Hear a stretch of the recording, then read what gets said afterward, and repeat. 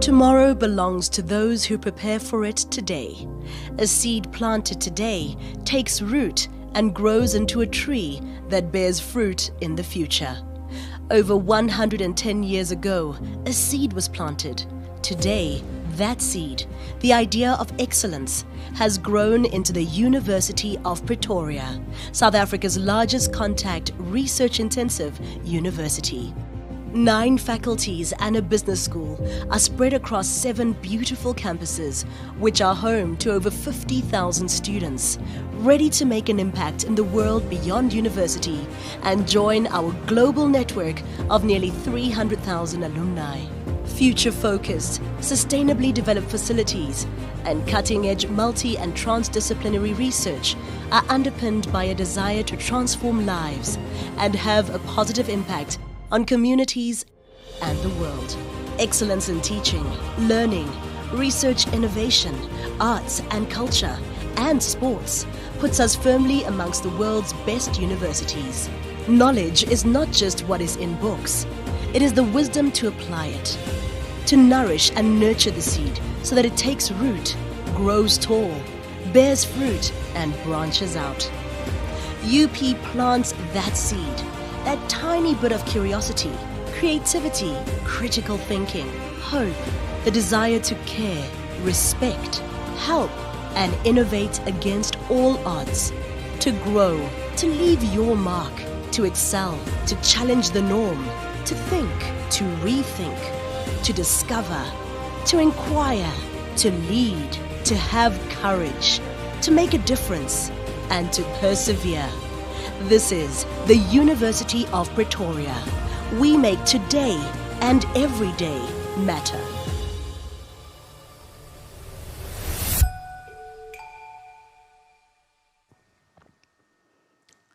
Welcome to the University of Pretoria's launch of 2 of Professor Zakes Mda's books, Wayfarers, Hymns and Arola, a trip into 10 African civilizations. I'm delighted to be hosting Professor Zakes Mda, who of course is an African literary legend, and he has published over 31 books and over 12 novels. We are now going to hand over to Professor Tawana Kupe, who will do the welcoming address. Good afternoon. Good morning, good evening to those who are listening, watching from around the world. My name is Professor Tawana Kupe, Vice-Chancellor and Principal of the University of Pretoria. I'm very pleased to welcome to the Future Africa Institute and Campus one of Africa and the world's most admired and applauded writers. Professor Zakes Mda needs no introduction. He has been a writer for stage, screen, and of course, a writer of historical novels for more than 5 decades. A writer, composer, painter, filmmaker. Zakes Mda is indeed a professional dabbler. That is the phrase he uses to describe his wealth of artistic output. Zakes Mda has produced classic plays like We Shall Sing for the Fatherland, lamenting the chances squandered in our post-colonial and post-apartheid times. In And the Girls in Their Sunday Dresses, Mda boldly puts on stage the inequities suffered by women. He's a writer who remembers and records our history. He's a writer who celebrates the African continent, but at the same time is unafraid to write in that ironic and deeply humorous Mda way about the wrongs of the continent. Ways of Dying, which he wrote back in 1995, put Mda firmly and boldly at the heart of African literature, at a time when we were all euphoric during the early days of South Africa's democracy. Mda's novels cautioned us to heed the bitter lessons of history. In Ways of Dying, Toloki, the unforgettable professional mourner, reminds us that life and death are constant companions, just like good and bad, wealth and poverty. Through Toloki's eyes, we are reminded that there are still many people who exist on the margins of society. We are reminded that those people too deserve a good life and deserve to enjoy the fruits of our hard-won freedoms. Zakes Mda has written many other classics like The Heart of Redness, The Madonna of LCZ, The Whale Caller, The Sculptors of Mapungubwe, and Sion. To date, Mda has published 31 books, novels, plays, poetry. His work has been translated into many languages around the world. He has won numerous literary prizes, to name but just a few. He has received the Amstel Playwright Award, the Mnet Book Prize for Ways of Dying, the Commonwealth Writers' Prize for The Heart of Redness, the Sunday Times Fiction Prize, the Barry Ronge Fiction Prize, and many other prizes.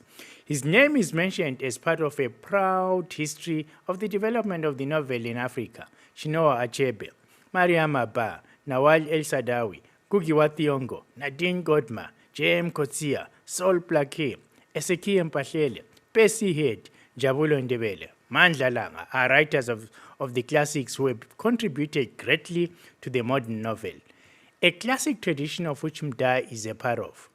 Earlier this month, the great Tanzanian novelist Abdulrazak Guna, a friend of Zakes Mda, won the prestigious Nobel Prize for Literature.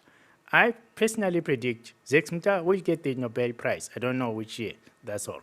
Guna's win has reminded us that the African novel has contributed and continues to contribute to world literature in bringing our rich histories and profound understanding of life to the world.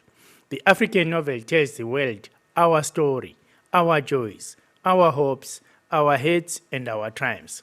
Chimamanda Ngozi Adichie has reminded us many times that Africa has many stories to tell, and Africa has influenced humanity's understanding of how the world is configured and what we as humanity hope to achieve. We are indeed very privileged today that Professor Zakes Mda has chosen the University of Pretoria and the Future Africa Institute and campus to be one of the places where he launches his 2 new books. The first book, Arola, A Journey into 10 Ancient African Civilizations, takes us on an incredible trip to the mighty kingdoms of Kush, Great Zimbabwe, and Mapungubwe. And by the way, the University of Pretoria's Javet Art Center is the custodian of the Mapungubwe Gold Collection. It is an illustrated book for young and old, a book that needs to take pride of place in all our libraries. In Wayfarers hymns, we travel to Lesotho and are mesmerized by the history of Famo music. We follow Famo musicians from the mountain kingdom to the city of gold. The Star's Jennifer Crocker describes Mda's latest book as, open quote, deeply, deeply moving in its humanity and beauty. While honoring the past, it also looks to the present and future with compassion and understanding, close quote. I now invite the UP community, and indeed the rest of the world, we are followed by many across the world, and all who are watching, to the launch and dialogue of Wayfarers hymns and Arola, A Journey into 10 Ancient African Civilizations. Dr. Nokuthula Mazibuko Msimang, Future Africa's artist in residence, will talk to Mda about his new work and a solo exhibition of his artwork, Mirrors and Washboards. I thank you. Thank you, Professor Tawana Kupe, for that warm welcome to the UP launch and the Future Africa Institute launch of not 1, but 2 of Professor Zakes Mda's books. The first one, Wayfarers Hymns, and Arola, A Journey into 10 African Civilizations. Professor Zakes Mda, always an absolute pleasure to be in conversation with you. You have been extremely busy. So you've been here for a couple of weeks, and you had your exhibition, Mirrors and Washboards, and you are launching 2 books. So tell us about this journey. You know, how have your books been received? How have you been? How has the reception been? Well, thank you very much for hosting me here. And thank you to Professor Kupe's warm words and your warm welcome as well. Indeed, I'm launching 2 novels. Well, not 2 novels, let me say a novel and a book, well, I don't know what to call it, as a genre, because it's a very complicated kind of genre. It is history. I don't want to call it historical fiction, because though there is a fictional character in it, who takes us to these 10 ancient African civilizations, the story is very thin, because in this book I'm actually highlighting the civilizations themselves. You know, what used to happen there, how people lived, how, you know, the culture of that civilization. So I didn't want a strong storyline to take our attention to the conflict of the story and then ignore the main aim of the book, namely to teach us more about African history and African, you know, civilization. The second one, of course, as you mentioned, is a novel, and then you also mentioned the paintings. The paintings themselves are works that I've been creating over 5 years or so. Sure. And I first exhibited them in New York, and then they are now in Pretoria, here at the St. Laurent Gallery. Yes, I saw, you know, you post quite a lot on social media. It's quite beautiful. So I just wanted to take you back to Arola, A Journey into 10 African Civilizations, and just give Professor Kupe an opportunity to ask you a question. Okay, yes. About your wonderful book. Yeah, as you rightly said, it's a complicated genre, and it's a subversive genre, I think you're writing. But what's interesting, what I really want to know, what was the research process behind it? Well, the research process was not a difficult one or an intense one.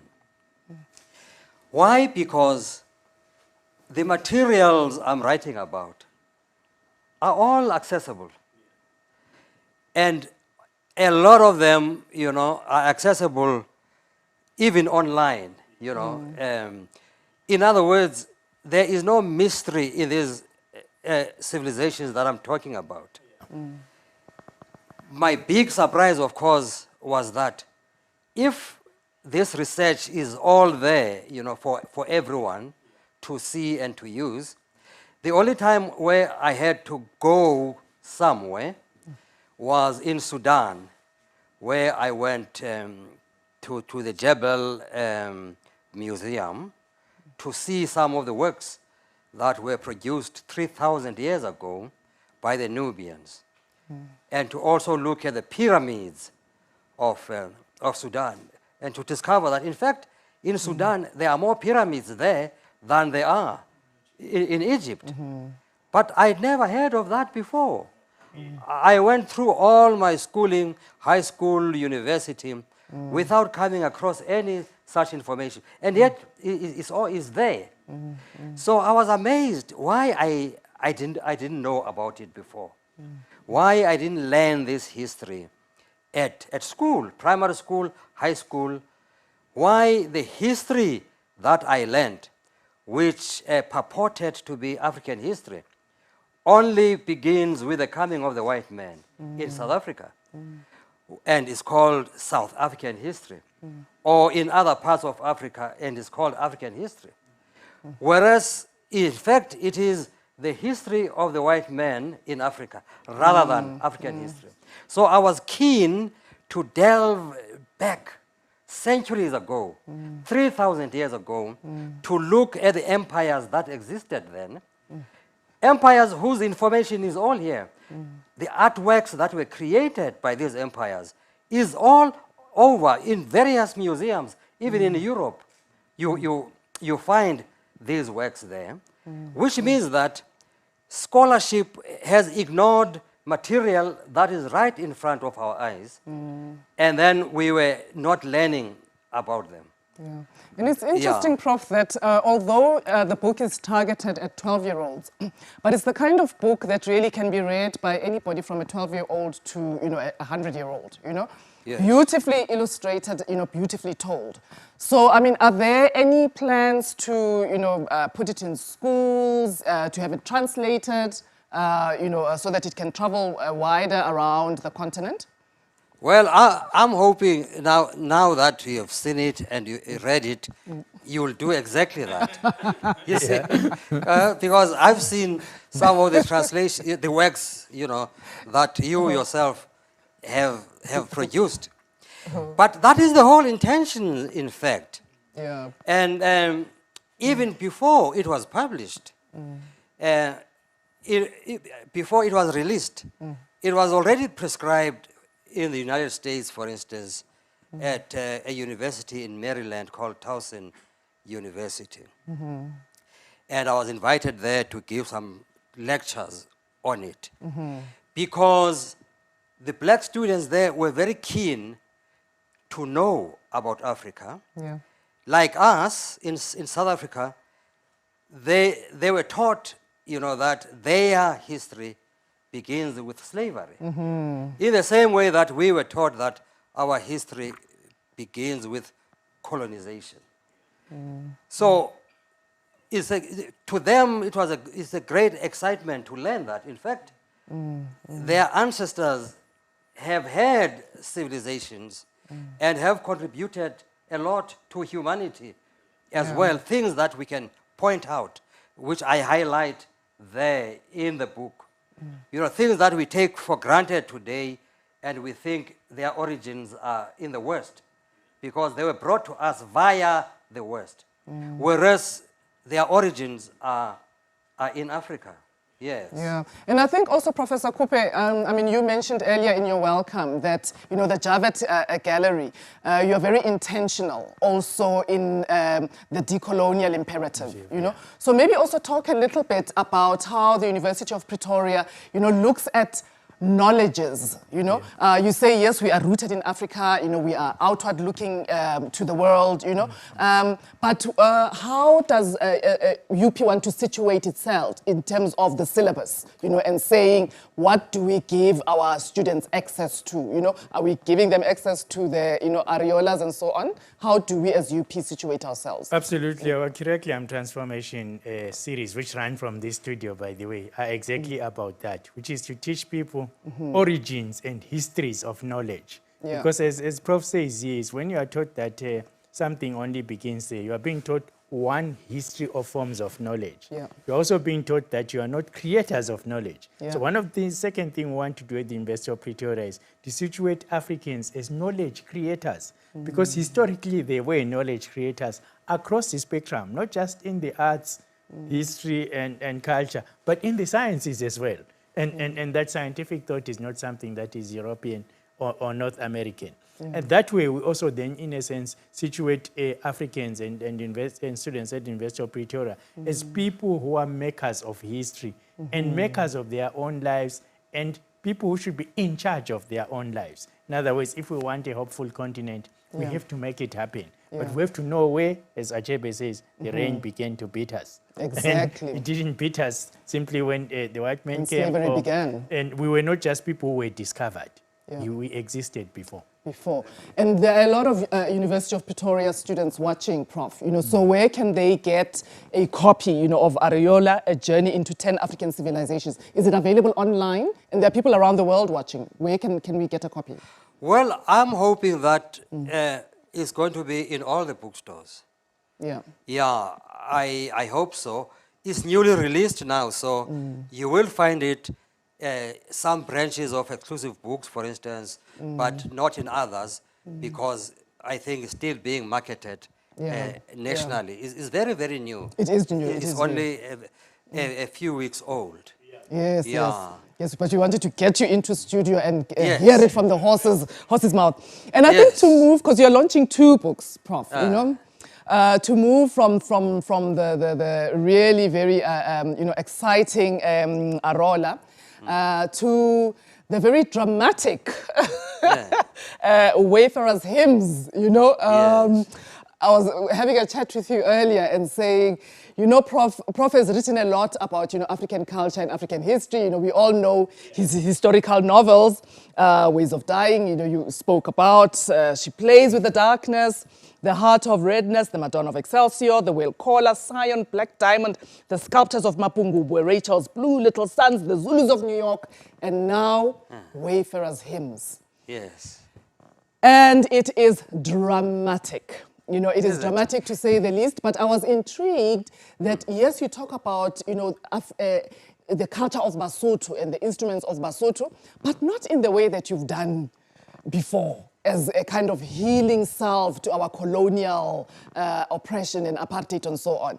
This is a different ball game, Prof. You know, tell us a little bit about what's inspired you, and you know, also maybe a bit about the process of writing this book about musical gangsters, really. But wafam. Farm where? Eh. Yes.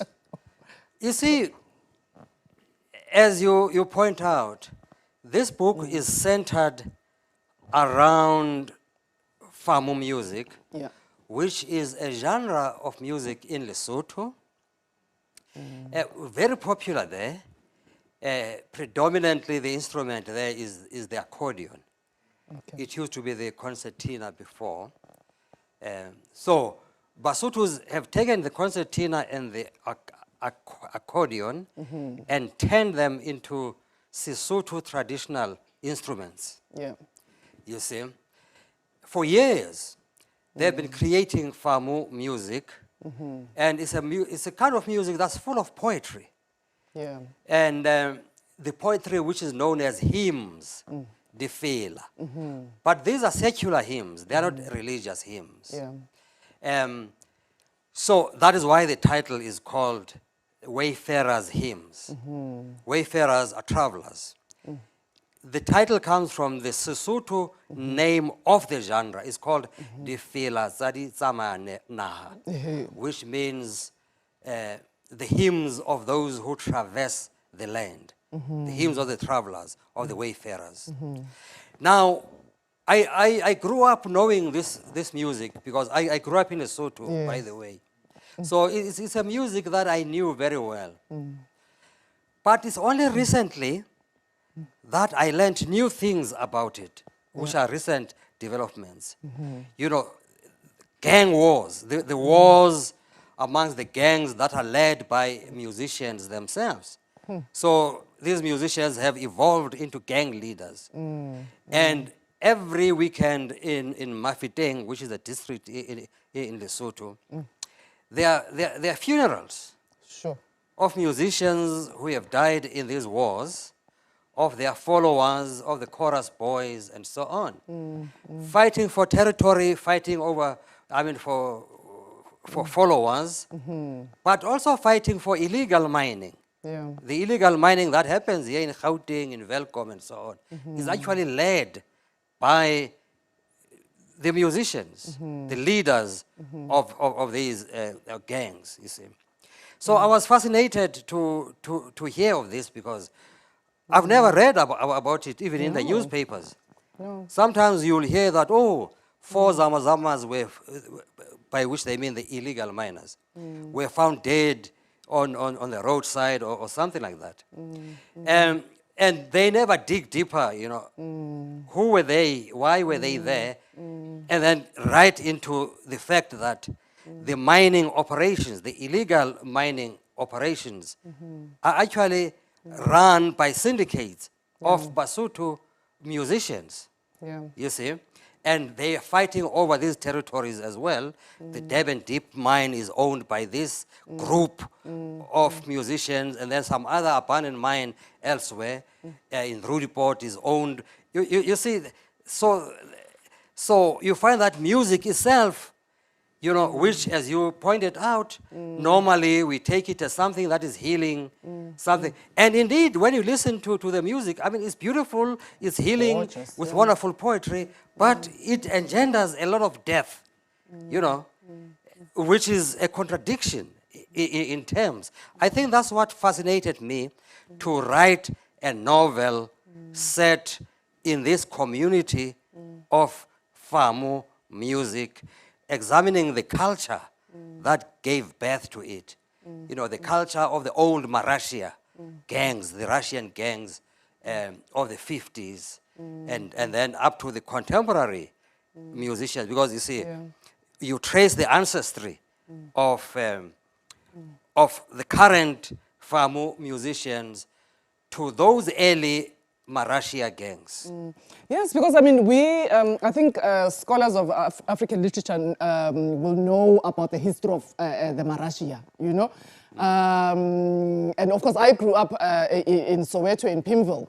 So Marashia were really, really big in Pimville. We all knew, even as children, that when you see a Mosotho with a blanket, kile Rashia one in it, There might be an AK-47 under the blanket. Under that blanket. So you grow up with this legend of Marashia. But for me as well, the musical, aspect was completely surprising to say that now there is a link between Marashia and the music. We know the the Wayfarers hymns as melodic. It's so deceptively beautiful and calm. But there is this kind of underbelly. Right. But also, Prof, where I want to trading, you've brought Toloki back. Yes. The mourner from Ways of Dying, which was one of my favorite books, and now he has come to mourn in the mountains of Lesotho. You seem to have this obsession, Prof, with death as a theme in a lot of your novels. And here it comes again, and you've even brought the professional mourner back now to... Yes, to the question. So what is this with these systems in your works, continuities and discontinuities? You seem to play in that a lot. And you'll be surprised to know that a lot of this just happens by chance. Okay. It's not something that is pre-planned. For instance, the bringing of Toloki into this story was accidental. Because, you see, in the process of researching this, attending their funerals, you see, which are highly charged funerals, highly political, because sometimes the gangs attack at the funeral itself. Oh, wow. So you find that this funeral gives birth to more death. Sure. You see, especially in the Mafeking district, where I grew up. And then I spoke with the musicians themselves, and that macho, toxic masculinity kind of thing that you find there, which, for instance, you find in their songs and their hymns, very much like the East Coast, West Coast conflict that you used to have among the, in the rap hip hop culture. But in Lesotho it's worse than that, because that East Coast and West Coast, only 2 or 3 people who died, or we died. One of them, my favorites. One of them, your favorite. Tupac. Tupac.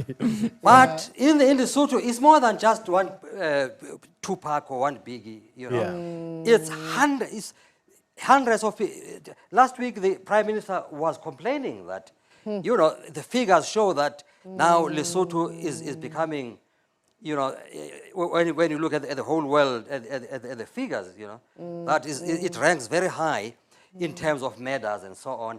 And the Prime Minister says most of them are from these farmer gangs. So, I mean, it's a very serious thing. So, going to these funerals then, interviewing the musicians themselves, and then, I remembered, hey, by the way, I have a character who was created as a professional mourner. That's when I then brought him into the story. In other words, the story was already continuing when I brought these characters. Because where there is death, then there is mourning, and of course, my professional mourner is the best suited to mourn those deaths. Yeah. And very elegantly done. I mean, the way you balance really kind of dramatic and sometimes very difficult issues to do with race, to do with land, to do with economic freedom, but also with humor. It's tempered with humor. But specifically in this book, the issue of the toxic masculinities, the whole persona of the mine worker, mining, don't be a layer about go and be a man, and work in the mines, and the cost of that to the individuals, to the community, talk to us about that, because in the past you've spoken about strong women, but now you seem to be shining a light more on masculinities, and the many layers of masculinities. Yes, but even there, I still talk about strong women. You do. When you read there, you'll find that, yes. But even there, I mean, it is not something that is pre-planned, that, okay, now this is a woman, she has to be strong. This man, he has to be toxic and so on, and all that. The story takes me there. And the story is informed by the culture of the setting. You see? The strong women don't come from my imagination that, oh, I wish there were strong women in the world. Okay, let me create them in my fiction. It is because in the environment that I'm writing about, they are there. You see? In many instances, they are the people who drive life in those environments. And therefore, they drive my story. The toxic environment of the men in the setting of the Wayfarers, this is one novel which is much more informed by the reality, you know, than any other of my novels. Yeah. Especially because when you read and I talk of these musicians, all of them, except the fictional one that drives the story, Yes, all they of them exist. are the actual musicians that exist today or existed. Maybe they are now dead, you know, during those gang warfare. The story itself is told a lot through the lyrics of their songs and of their poetry. You see? And those lyrics are full of that toxic masculinity that you are talking about. They are.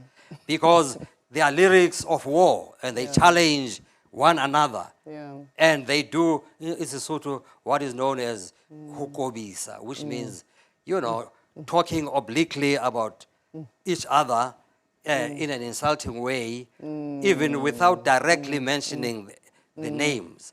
But when you hear the song, you know, that song is about me, and I'm going back to kill those people. Oh, gosh. Yeah. Prof Coupe, I think I want to put you also on the spot. Look, I mean, we're hosting this wonderful launch of Professor Mda's, you know, 2 beautiful books, you know. And I know that before you abandoned literature to technology and media and being, you know, principal and so on, you know, your background is actually literature, you know. And you are quite passionate. He has a master's in literature. And, you know, you're quite passionate about African literature, you know. So I think as the, you know, the University of Pretoria, as the Future Africa Institute, you know, what are we doing beyond, I think, hosting launches like Professor Mda's, you know, to support African literature now, but also in future, you know, what more are we planning to do to ensure that, you know, African literature has a wider reach? So I think in our English department, I'm a product of the English department, always a very strange name. Yeah. English department, because we teach more than in these departments, we teach much more than English literature. Actually, we teach literature in English. And you know, the Nairobi struggle around the naming. That Ngugi and Kimani Geshao and others led there. I see his son, I think, at university in the US now, they've renamed a department. But anyway, I think what African literature taught, what the struggle is in English departments, especially, and goes back to what Prof was saying earlier on, about the history being taught. So in English departments, typically, the center was Shakespeare and English poetry. Whereas there's a world of literatures out there. And literature is very vital. It is about the story of people's lives, their history, their culture. It is the essence of their being. So teaching African literature to me has always been teaching about our being in the world and our agency in the world. So we, at the English department at University of Pretoria, we also they teach African literature, but we're going to do much more. And the much more also is also represented by yourself.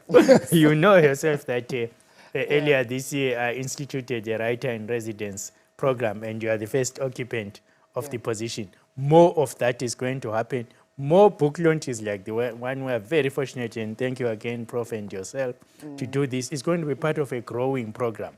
Next, we're going to have, for example, Mandla Langa and his latest novel as well.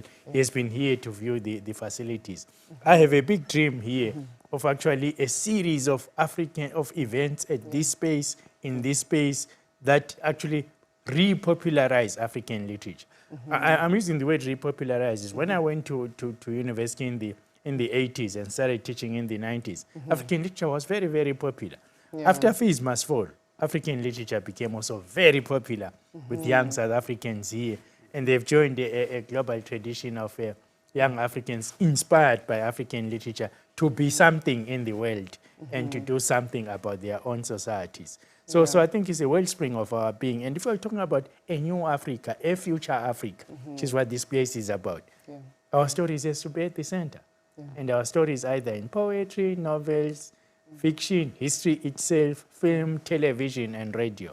And that is why I didn't abandon literature. I extended the domain of media to include, television, technology, and all of that. Yeah. Yes, but I think the moment, as you stated in your welcome, that with Gurna's big win, you know, again the focus is on African literature, and there is so much going on now with the decolonial impetus and so on in syllabuses, And Prof, also if I may just find out from you, obviously you are at the center of this whole, the African literature, classics and the canon and so on, what is your view of where, African literature is going from here on? And also perhaps, who are you reading? Who are some of the younger writers that you're reading?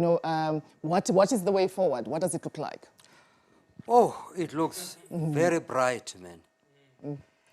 There is so much writing that is happening out there, so much production of literary works, younger African writers. And you find that now what is even more wonderful is that writers, not only in South Africa here, elsewhere as well here in Africa, get involved in the whole value chain of book production. In South Africa here, so you'll find that some writers have decided now to be publishers themselves. Some writers own printing presses. If you take Angela Makolwa, for instance, where other writers who are publishers, such as Zugiswa Vanner, will publish or print their books at Angela Makolwa's thing. And this is a movement that is happening throughout Africa. A lot of literary production, more than ever before. That is why I'm always surprised when I hear people, when they talk of African literature, it's still Chinua Achebe and Ngugi and so on. And yet, there are many young people, mostly women, in fact, very powerful writers. And you asked, who am I reading? I'm reading Chinelo Okparanta, who is from Nigeria, based in America now, is a professor there. He's one of the most wonderful writers who, attacks themes that are even taboo in many African countries, including her own country, Nigeria, who challenges, the status quo. Yeah. And now that you've, yes, Prof? Sorry, I will refer to again one of the earlier tradition of writers. About in 2007 or so, I spent a whole day with Aikwe Ama, who now lives in Senegal, although he's Ghanaian, in a very nice seaside, and he runs a writing school for younger writers. One of the things he did for me is, he said, I told him that I'd done his books and I was doing my master's and all of that. He gave me a new set of his own books, published by his own publishing press now. Not the ones that were published by Heinemann, the original, I nearly said godfather of African literature. But so it's a very interesting trend. I think it's also, owning our own stories is part of the publishing industry, as you know, makes decisions about who gets published and what doesn't get published. And that is the politics behind that. And I think this phenomenon of people publishing themselves, for me, is actually retaking the ownership of our stories along what the economists will call the whole value chain. Talking of Armakwe, and his writing school there, I've seen the books that he has published. It's a pity that we don't see them in the bookstores here. But we also have young South Africans who have attended that school. I can tell you, for instance, of a singer called Sho Majozi, who is in fact a writer. Many people don't know that he's a... She's a poet. She's a poet, but Yeah. she's also a short story writer. Okay. And she attended Arola school there. And in fact, he's come here. I'm Senegal. actually a product of one of his writing workshops. Because he came some years ago. He was in South Africa. And he's very passionate about the value chain of writing. Right. So both from training young writers, but also, as you say, that the production, you know. And Prof Arola, A Journey into 10 African Civilizations. Actually, you partnered with a smaller publishing company, Yes. which is St. Francis Productions, Exactly. owned by Dr. Maboreng Maharaswa. Maharaswa. You know, so I think maybe talk to us a little bit about that, because it's a different ball game when you go with an independent, smaller publishing house, and you've done the whole. You know, you've done the big publishers, you've published yourself. You know, and I see also here you collaborated with your children in terms of the graphics and so on. You know. So talk to us about that process, because Yes. it is not an easy process. Right.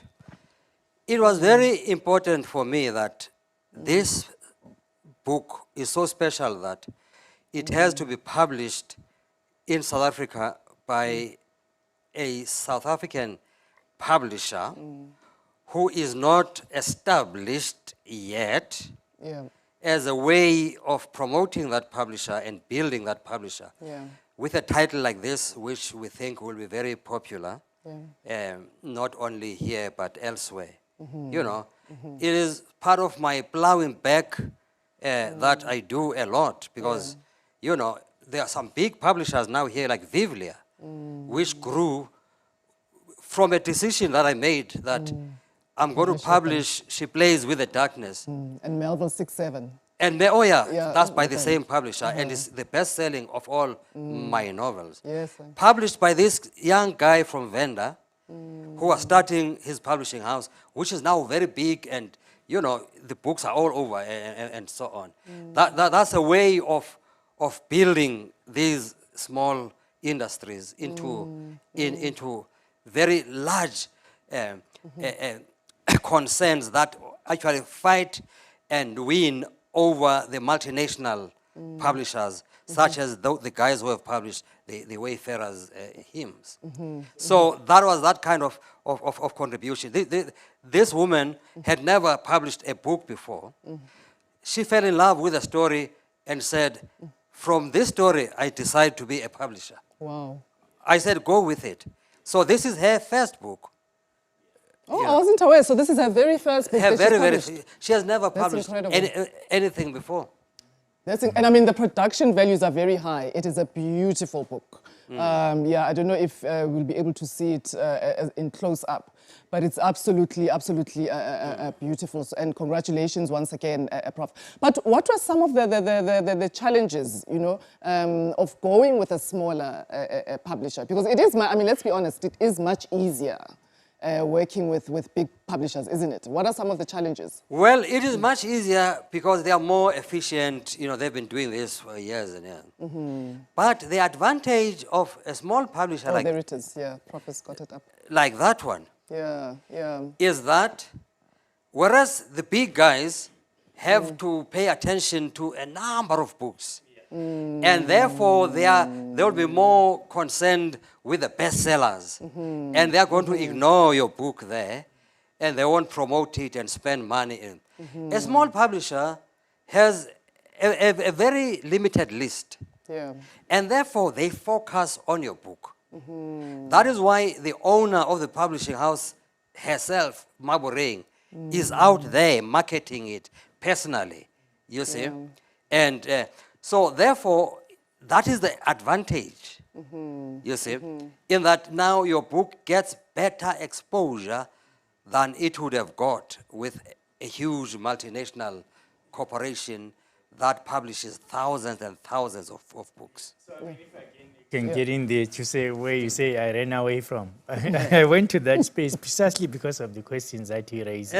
Because once publishing became conglomerated, in other words, there were larger but fewer publishers. Now concentrating on also what we say, something was lost there.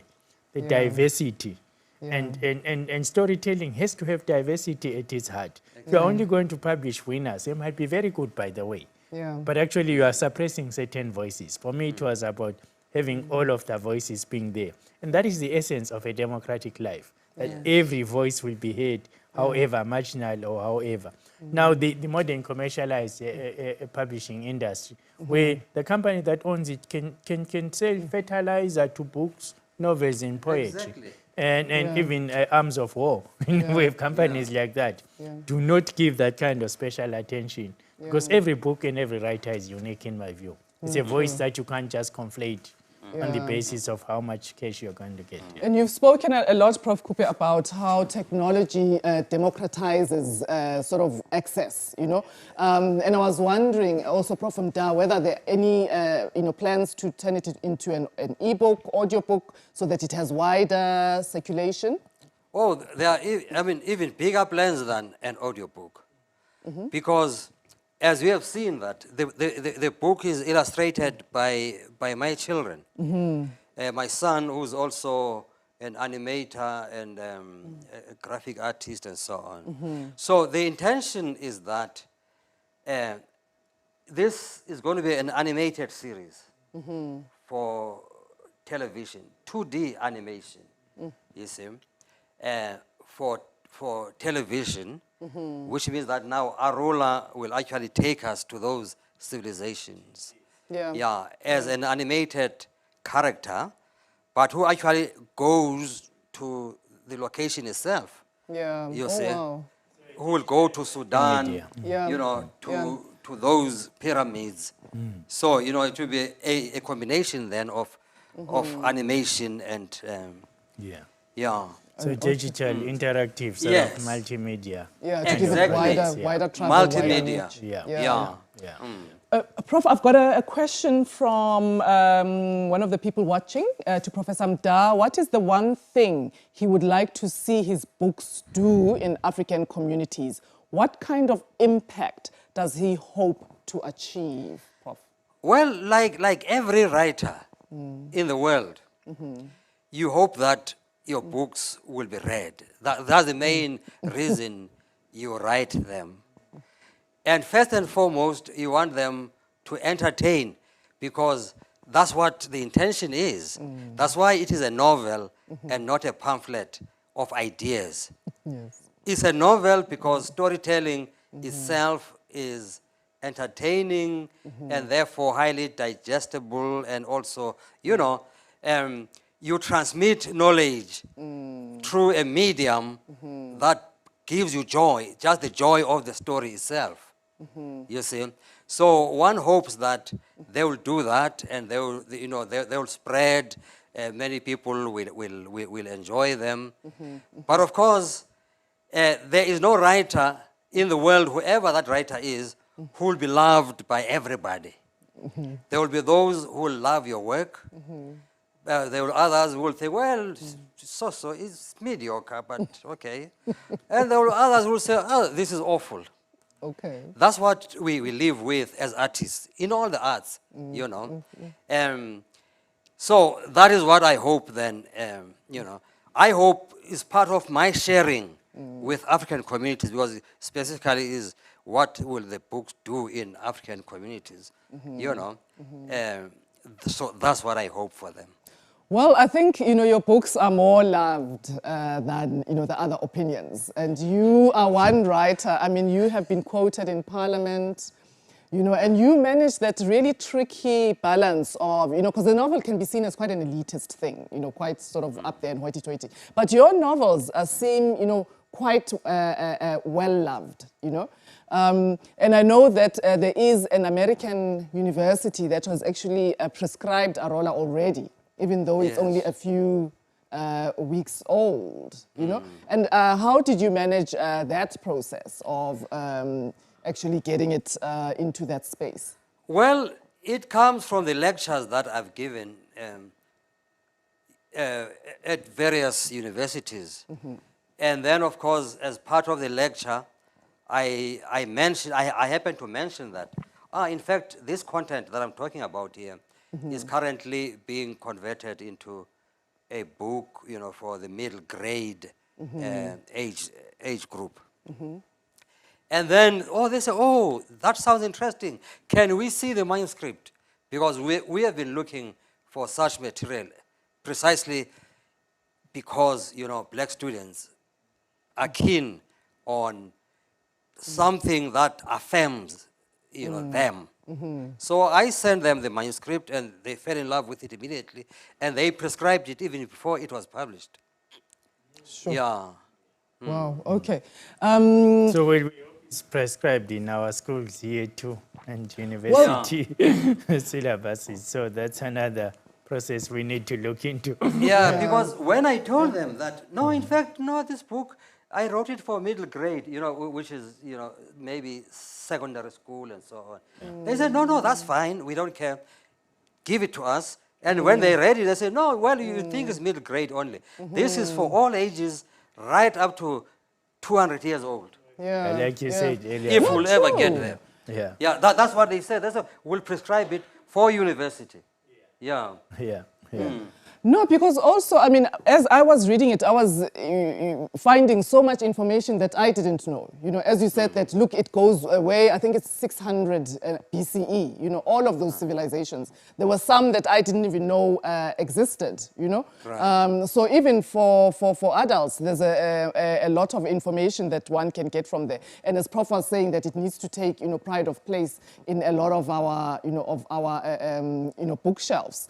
And now back to Lesotho and, Wayfarers' hymns, I kept imagining it, Prof, as a movie, because the way that you've written it, is so vivid, and also because the world is so dramatic, Right. And I know the whale caller was turned into a movie. So are the, rights up for sale?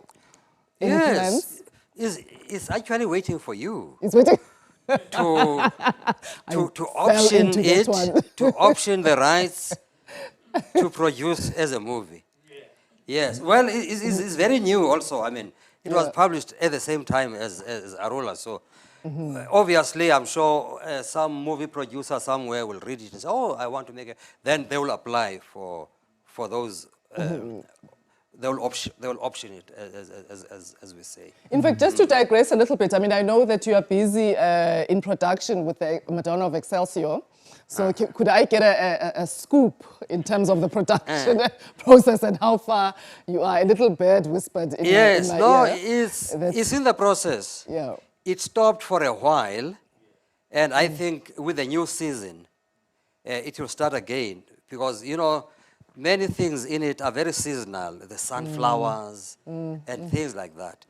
There's a lot of footage already, that is almost more than three quarters of the story has been shot. But maybe in 2-3 months, it will continue then shooting whatever scenes need the particular season that's still coming. Yeah. And Prof, I've always been very intrigued by just how quickly and how prolific you are. Your books come, one after the other. As soon as we finish reading Wayfarers' hymns, there is already another one in the pipeline. So Say these two came at the same time. So Yes. are you writing? In fact, the reason they came, as they say, is these two and a libretto for an opera that will be performed in Cape Town next year. So there are 3. It's thanks to COVID. Yeah. During this COVID period, there was a lockdown in America where I live.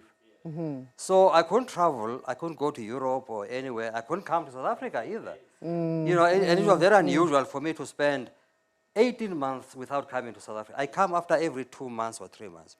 So what do you do when it's a lockdown? You write a book. So I wrote these 2 books and the third one, which is the libretto for this opera, precisely because of COVID. Yeah. lining. I said here when COVID There's a started. silver lining, The silver indeed. lining to Yes. the COVID. Yeah. And I know that as soon as one is off the press, you're already, and you are very open with your process. You know, Yes, you are not yes. one of those, you don't hide what you're working on, you know, what's Yes. coming Yeah. next. Yeah. You know, so are you already, because, you know, of COVID still, you know, working away at what's coming next? No. Why? Because I became exhausted after 3 books. So, yeah. So I'm taking it easy a bit, maybe for 3-4 months or so, Yeah. without even, I'm not even thinking about, Yeah. you know, Yeah. writing or anything like that. Yeah. After that, then perhaps I'll start again. The most people and students often ask me when they hear I taught literature, and sometimes they think I'm a writer myself. I'm not. So they wonder, when does a person write? Is it like a job where you wake up at 8 a.m., you write, and then at 5 you close? So share that, because Yes. you'll be surprised. People don't know actually They how don't. they- Oh, yes. They don't. Well, you see, my process, especially now that I write full-time, as you know, I'm emeritus professor, which means that I retired, you know, a couple of years back from teaching, from day-to-day teaching and meetings and all that. So all I do is write, and then in summer, then I teach at Johns Hopkins University, only in summer. But even that one, I'm doing it from home, not because of COVID. That course was designed like that from long before COVID. Yeah, it's titled Writing the Other. Yeah. And I teach, you know, that aspect of writing. But generally, all I do is write and paint. Yeah. So I have no excuse not to have a book every year, because what else do I do? Well, besides the summer teaching. Yes. Yeah. Prof, there's a question from Tulani Makalanyane, and he says, listening to Prof Mda, oh, is he a professor at UP? Okay. Oh, I see. Oh, yes. Okay.